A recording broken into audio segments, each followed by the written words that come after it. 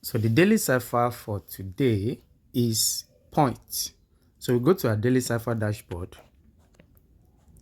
Then we have dot and dash. When it is dot, you just tap on the screen. When it is dash, you long press. You get that. So the first letter here is P, which is dot dash dash dot.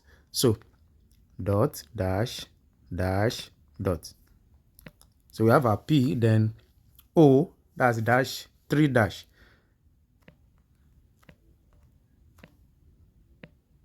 Then we have our N, that's 2 dot.